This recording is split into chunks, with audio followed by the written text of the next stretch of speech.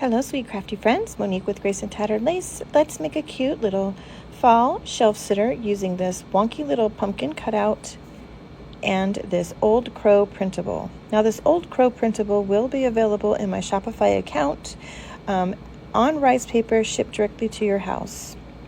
The first thing I did was paint it with some DIY frayed burlap.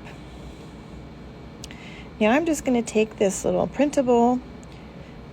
I'm going to use a paintbrush with some water, and I'm just going to kind of go around and get the little edges wet where I want to kind of fray the edges a little bit so that it fits on our piece. Now, rice paper is thicker than regular paper, so you do need to let this sit for a minute so that you can break that apart really easily. Now, I'm just being very careful to make sure that it tears where I want it to tear, but you can see how easy that is when you get it wet.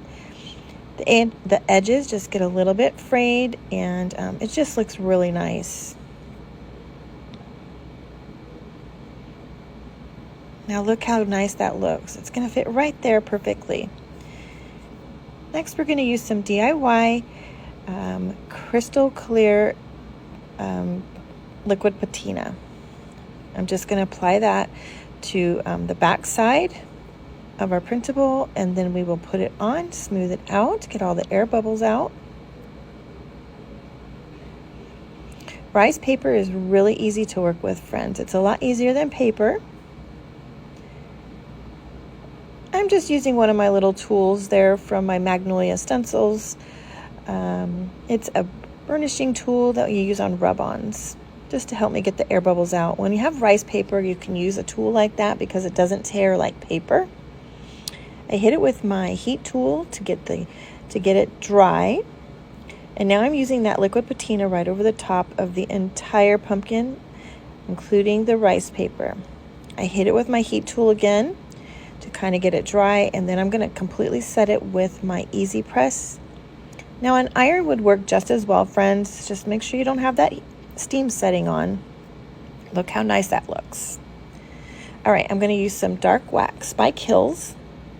You can get this on Amazon, you guys, or you can get other brands that are also available that will work just as well. Shop around, find one that is decent size and a decent price. Get the best bargain for your money there. I'm just using a little blending tool, putting it on the edges of that printable where the paper was a little bit frayed from tearing it. Look how nice that looks and blends. And I went ahead and took that wax and went all the way around the complete edges of this little pumpkin just to enhance it, give it some definition. It looks so awesome, you guys.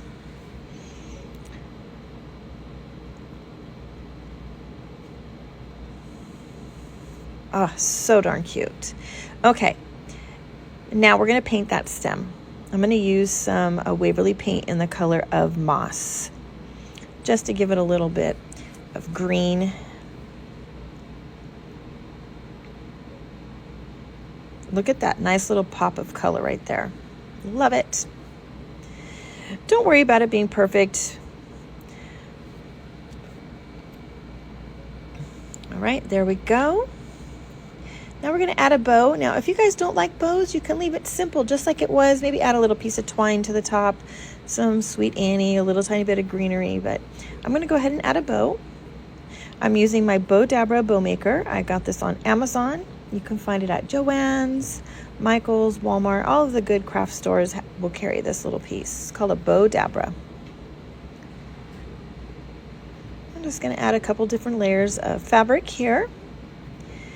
Create our bow. I like a sweet, messy bow, so I just will like layers, different fabrics, putting it in the middle and twisting it. And there we go. I'll top it off with a nice little skinny piece. Give that a good shake. And we'll attach it to our piece. Look how sweet that is, you guys. All right, you can see that I've added some little torn pieces of drop cloth there to the side. We're going to go ahead and stamp on that I thought seeds would be appropriate. Seeds for the crow. You can put anything you want. You can leave it blank. Just depends on what you like. And if you don't like the grungy look, you can leave this nice and crisp and make a little bit more farmhousey like.